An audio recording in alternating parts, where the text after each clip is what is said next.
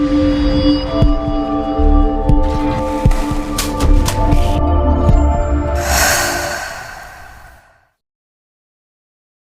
ಕಡೆ ಈ ದೇಶದಲ್ಲಿ ಎಲ್ಲ ಕಡೆ ತನ್ನದೇ ಆಗಿರತಕ್ಕಂಥ ಒಂದು ರೀತಿಯ ಸಾಂಕೇತಿಕವಾದಂಥ ಪ್ರತಿಭಟನೆಯನ್ನು ಭಾರತ ದಾಖಲಿಸ್ತಾ ಇದೆ ಅಂತ.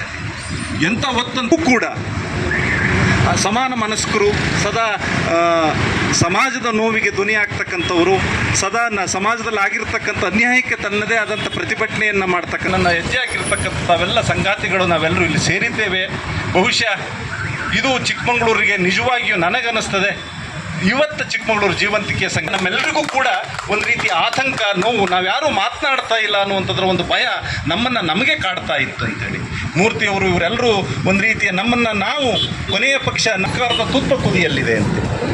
ಮೋದಿ ಅದರ ನೇತೃತ್ವವನ್ನು ವಹಿಸ್ಕೊಂಡು ಕೂಡಿರ್ತಿರ್ತಕ್ಕಂಥದ್ದು ನೋಡಿದರೆ ಅಹಂಕಾರದ ಮತ್ತೊಂದು ಯಾವುದಾದ್ರೂ ಮುಖ ಅಥವಾ ಪ್ರತೀಕ ಇದ್ದರೆ ಅದು ನರೇಂದ್ರ ಮೋದಿ ಅನ್ನೋದು. ಬಹುಶಃ ನಿನ್ನೆ ಅವರು ಮಾತನಾಡ್ತಾರೆ ಇದೊಂದು ಅತ್ಯಂತ ಘೋರ ಪಾಪ ಅಂತ. ಬಹುಶಃ ಅವ್ರಿಗೆ ಇಲ್ಲಿವರೆಗೆ ಆ ಪಾಪದ ಪ್ರಜ್ಞೆ ಇಲ್ಲದೆ ಇರ್ತಕ್ಕಂಥ ಒಬ್ಬ ಮನುಷ್ಯ ಬಾಳ್ತಾನೆ ಅಂತಂದರೆ ನಮ್ಮ ಕವಿ ಕುವೆಂಪು ಹೇಳ್ತಾರೆ, ಸತ್ತ ಇತಿಯರನ್ನು ಬಡಿದು ಎಚ್ಚರಿಸಬೇಕಾದಂಥ ಕಾಲದ ಹೊತ್ತಿನೊಳಗೆ ನಾವಿದ್ದೇವೆ. ಆ ಕಾರಣಕ್ಕಾಗಿ ನಾವೆಲ್ಲರೂ ಕೂಡ ಯಾರ್ಯಾರು 21 ವಿದ್ಯಾರ್ಥಿಗಳು ನಮ್ಮನ್ನು ಅಗಲಿದ್ದಾರೆ ಅವರಿಗೆ ನಾವು ನಮ್ಮ ನೋವನ್ನು, ನಮ್ಮ ಬೇಸರವನ್ನು ನಾವು ಹೇಳ್ತಾ ಒಂದು ನಿಮಿಷ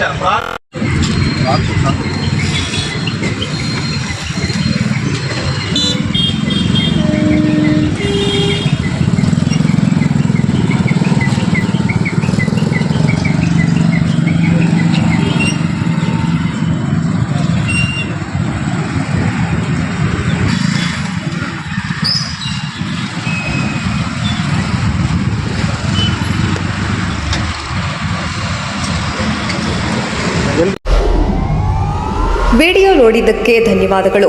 ಮುಂದಿನ ವಿಡಿಯೋದಲ್ಲಿ ಸಿಗೋಣ. ಕ್ಷಣ ಕ್ಷಣದ ಸುದ್ದಿಗಾಗಿ ವೀಕ್ಷಿಸಿ ನ್ಯೂಸ್ ಕರ್ನಾಟಕ, ಸದಾ ನಿಮ್ಮ ಜೊತೆ.